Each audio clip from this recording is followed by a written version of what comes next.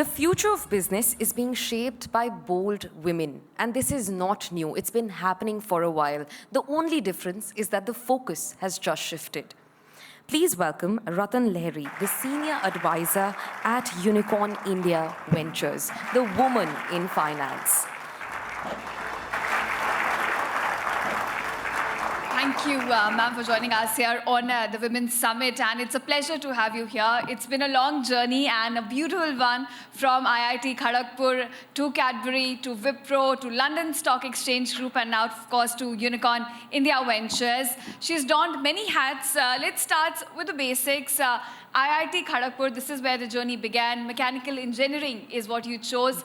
How did you arrive at that decision, and what was it like, IIT Kharagpur, 1991? Thank you, Ishita.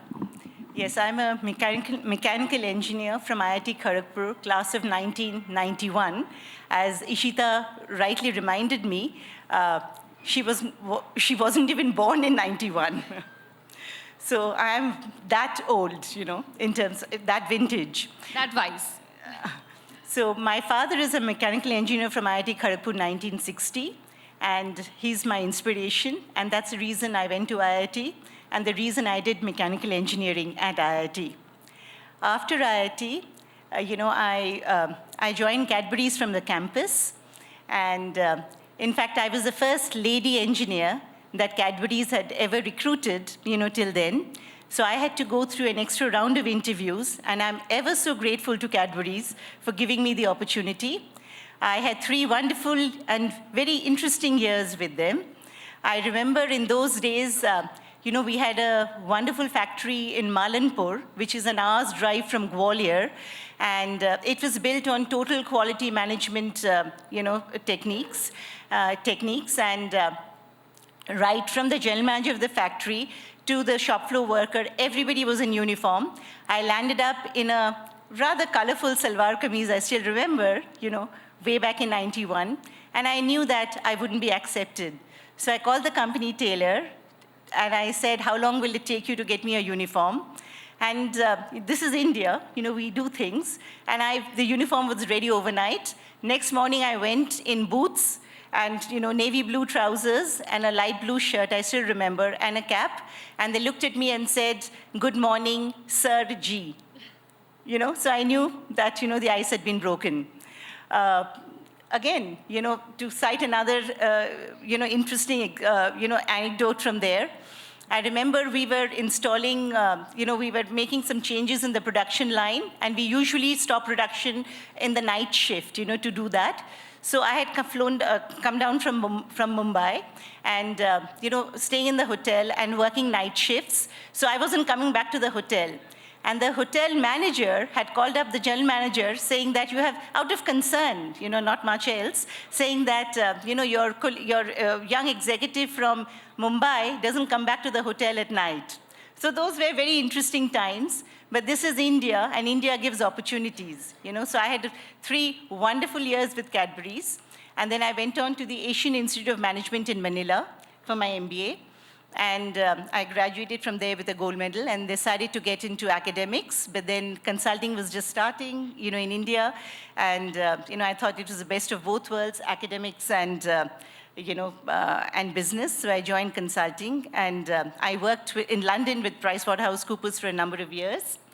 And then I went on to Wipro, where I looked after the banking business in UK and new business in Europe. And then I went on to the London Stock Exchange, and as you said. And then after that, I've been with Unicorn India Ventures for the last 3.5, 4 years. And this, in many ways, is perhaps the best. Every part of my journey has been, unique. But I think I'm enjoying this part of my journey the most. Because this is a once-in-a-generation opportunity to be part of nation building, where we are all coming together to build an Atmanirbhar Bharat and Viksit Bharat 2047, and to see the entrepreneurs out there, to see the startup energy, to see the ecosystem, the startup ecosystem that we are building in India, the Indian way. Not defined by the West, but an Indian, startup ecosystem, the Indian way, is a dream come true. and it's being led and shaped a lot by women, I must say that. Right, of course, and we'll come to that, how the startup ecosystem is there in India compared to West, what is the role women are playing in here, but because you talked about your journey and how you changed roles, you went from being an engineer to a consultant and then now an advisor. So how was it for you to change and adapt to these different roles specifically, because these are all male-dominated fields? That's very true. So, I have never really, it also has a lot to do with my upbringing. We are twin sisters, and I have never, heard my father, or for that matter, my mother, ever refer to gender, when we were growing up.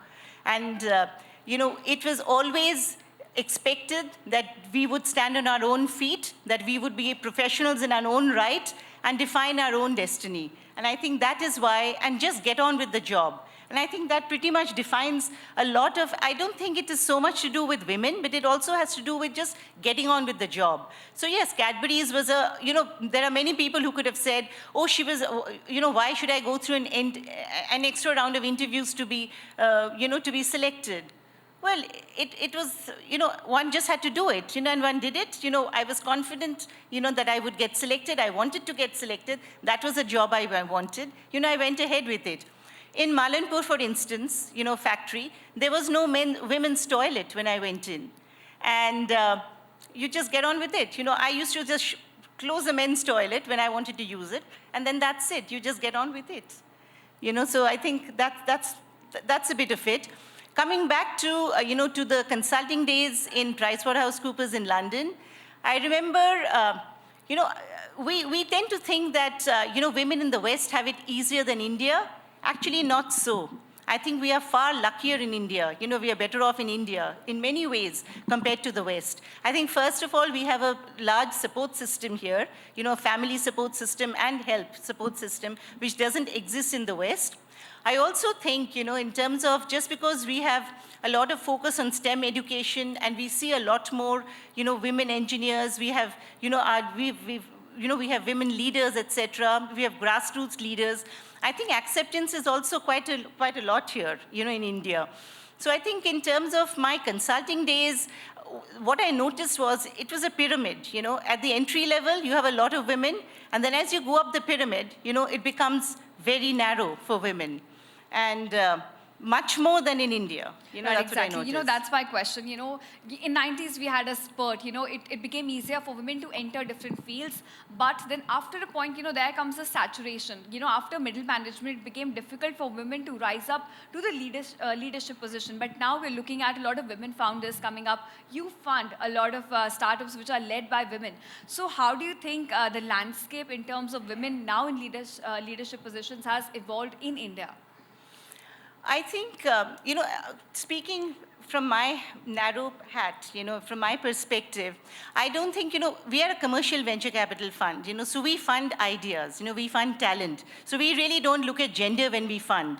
But, when I was invited by Republic, to come for this, for this summit, I took a close look at our founders. And I was very surprised to note, I was delighted to note that, out of our 50 plus investments, at least there are 15 investments, where women are founders or co-founders of companies. We didn't choose them because they were women. We are gender neutral, but they happen to be women. So yes, for talented women to come forward, the world is not, the world is your oyster, and India certainly is your oyster.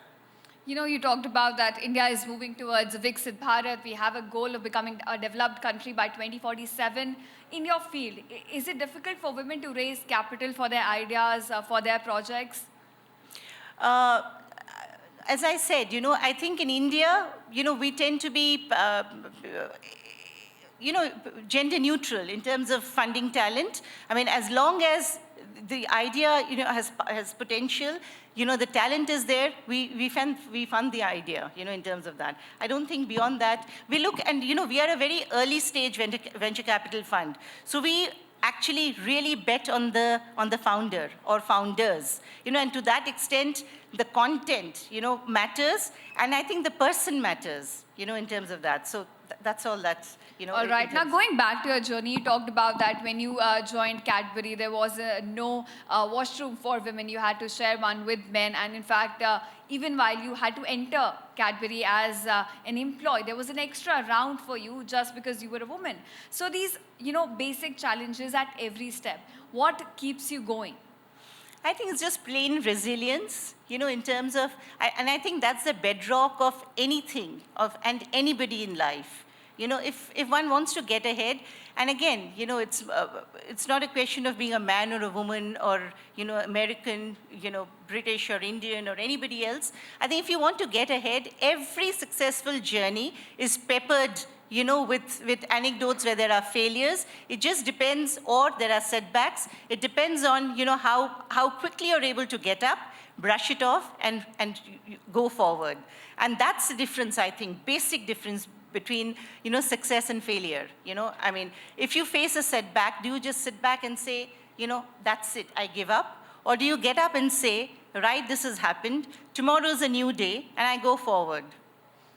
All right. Now, you were talking about Indian women and the support they get from their family. Women, specifically when I talk about Indian women, they're more grounded, they're more risk aware.